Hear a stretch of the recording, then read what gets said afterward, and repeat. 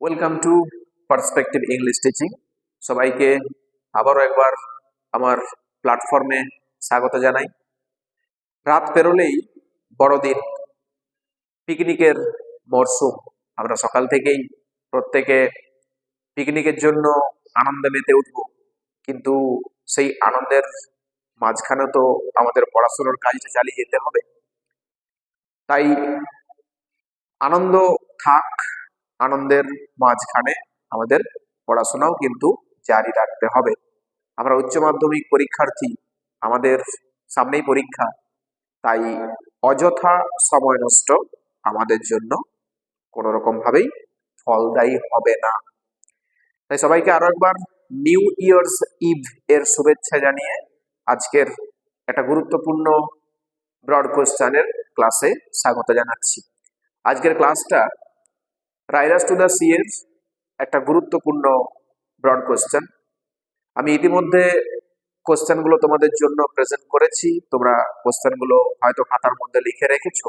আজকের যে কোশ্চেনটা তোমাদের জন্য নিয়ে এসেছি এটাও তোমরা খাতার মধ্যে নোট ডাউন করে রাখো। অবশ্যই কিন্তু গুরুত্বপূর্ণ একটা ব্রড কোশ্চেন। দেখো কোশ্চেনটা, দেখো প্রথমে, I seen the fearfullest thing. I seen the fearfulest thing. Who says this and to whom? What is the fearfulest thing? What is the impact of this vision upon the speaker in Riders to the Sea? তাহলে লাইনটা প্রথম দেখো উল্লেখ করা আছে কি, যে I scene, আমি দেখেছিলাম, দ্য ফিয়ারফুলেস্ট থিং, সবচেয়ে ভয়ঙ্কর সেই দৃশ্যটা। কোশ্চেনটা বলেছে হু সেজ দিস অ্যান্ড টু হুম, এই কথাটা কে কাকে বলেছে। What is the fearfullest thing, সবচেয়ে ভয়ঙ্কর দৃশ্যটা কি ছিল।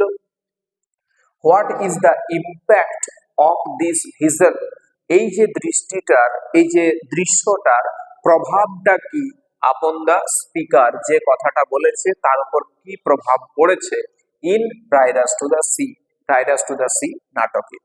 এই কোশ্চেনটার প্যাটার্নটা কি না, 1+2+2। দেখো যদি ভাঙা কোশ্চেন হয় সেটা কিন্তু উত্তর দিতেও তোমাদের সুবিধা। এই যে 1 নাম্বার আমি ভাগটা লিখেছি, হু সেজ দিস এন্ড টু হুম, কে কাকে কথাটা বলেছে, এটাও দেখো হাফ হাফ করে ভেঙে গেছে, কে বলেছে কাকে বলেছে। তাই অ্যান্সারটা লেখা কিন্তু খুবই সহজ। একটু ভালো করে দেখে নাও আমি কিভাবে অ্যান্সারটা লিখেছি। Maurya in J M Synge's one act play Riders to the C.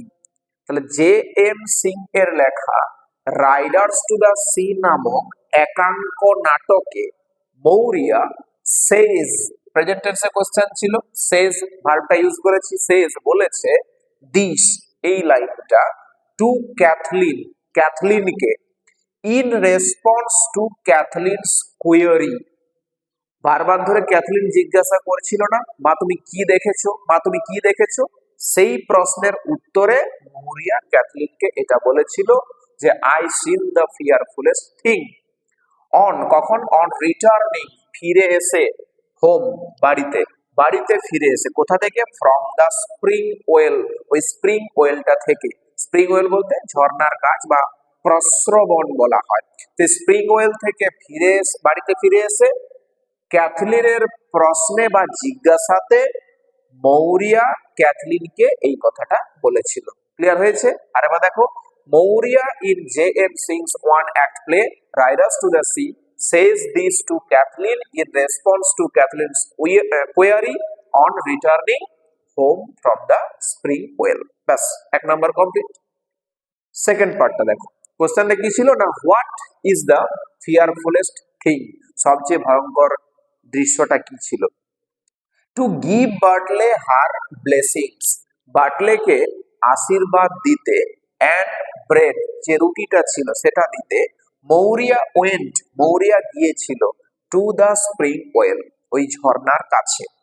But, কিন্তু, she fail to give Bartley the cake and her blessings, কিন্তু মৌরিয়া বার্টলেকে কেকটা এবং ওই ব্লেসিংস দিতে ব্যর্থ হয়েছিল, দিতে পারেনি।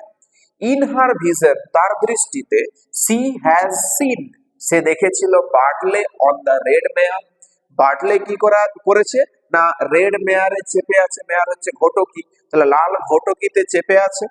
ফলোড বাই মাইকেল, আর তার পিছনে কে ছিল, মাইকেল, অন দ্য গ্রে পনি, ওই ধূসর রঙের টাট্টু ঘোড়ায় চেপেছিল। তাহলে মৌরিয়া দেখছে কি, বার্টলে রেড মেয়ারে চেপে আছে, আর মাইকেল গ্রে পনিতে চেপে আছে বার্টলের পিছনে। সি হ্যাজ সিন বার্টলে, সে বার্টলেকে দেখেছিল, who is suppose two be dead, যাকে মনে হয়েছিল যে সে যেন মৃত, তাই বলেছে না ভয়ঙ্কর দৃশ্য। নেক্সট পার্ট, তাহলে 2 নম্বর পার্ট কমপ্লিট হয়ে গেল, খুব সোজা 2 নম্বরের জন্য। লাস্ট পার্টটা কি ছিল, what is the impact of this vision upon the speaker in rise to the C, এই কথক অর্থাৎ মৌরিয়ার উপর কি প্রভাবটা পড়েছিল। অ্যাট দ্য স্প্রিং ওয়েল, ওই ঝর্ণার কাছে, মৌরিয়াস ইলিউশনারি ভিশন, মৌরিয়াস যে ইলিউশনারি, ইলিউশনারি বলতে কাল্পনিক, কাল্পনিক, মৌরিয়ার যে ইলিউশনারি ভিশনটা অর্থাৎ কাল্পনিক দৃষ্টিটা ছিল, যেটা ও কল্পনা করেছিল, কল্পদৃষ্টি, মেক্স হার কমপ্লিটলি ব্রোকেন, সম্পূর্ণভাবে মৌরিয়াকে বিধ্বস্ত করে দিয়েছিল। আফটার সিইং বার্টলে, বার্টলেকে দেখার পর, Maurya tried to give him her blessings, Maurya তাকে আশীর্বাদ দেওয়ার চেষ্টা করেছিল, বাট কিন্তু হার ভয়েস চোকড, তার গলার কণ্ঠস্বরটা যেন আটকে গিয়েছিল, রুদ্ধ হয়ে গিয়েছিল। Maurya's vision of the shadow of Michael, এই যে মাইকেলকে ছায়া রূপে দেখাটা, অন দ্য গ্রে পনি, ওই ধূসর রঙের টাট্টুর উপর চেপে থাকা, বিহাইন্ড বার্টলেস রেড মেয়ার, ওই বার্টলের যে লাল ঘটকির পিছনে, ফোরশ্যাডোজ বার্টলেস ডেথ, এটা যেন কি করে, কি ইঙ্গিত করে, পূর্ব ইঙ্গিত করে যে বার্টলের মৃত্যুটা। তাহলে এটা হচ্ছে আমাদের একটা গুরুত্বপূর্ণ broad question from Riders to the Sea by J M. Synge. তোমরা ভিডিওটা পজ করে খাতার মধ্যে এটা লিখে নেবে, আর প্রস্তুত অবশ্যই করে রাখবে, নিজে থেকেও লিখতে পারবে, উত্তরটা খুবই সোজা, কারণ ভাঙা কোশ্চেন উত্তর লেখার জন্য খুবই কিন্তু সহজ। আর একটা কথা জানিয়ে রাখি, তোমাদের সেমিস্টার 4 এর যে এবিটিএ টেস্ট পেপার বাজারে কিন্তু ইতিমধ্যে চলে এসেছে, তোমরা এবিটিএ টেস্ট পেপারটা বাজার থেকে কালেক্ট করে নিতে পারো, তারপর প্র্যাকটিস অবশ্যই শুরু করে দাও। আর সময় কিন্তু আমাদের হাতে খুবই কম, তাই এবিটিএ প্রত্যেকটা পেপারকে ধরে ধরে প্র্যাকটিস করো। যদি কোনো জায়গার সমস্যা হয়, সেই কোশ্চেনটা আমাকে স্ক্রিনে দেওয়া হোয়াটসঅ্যাপ নাম্বারে তোমরা পাঠিয়ে দেবে, আমি কিন্তু সলভ করে তোমাদের জন্য প্রোভাইড করব। Till then, keep watching the videos.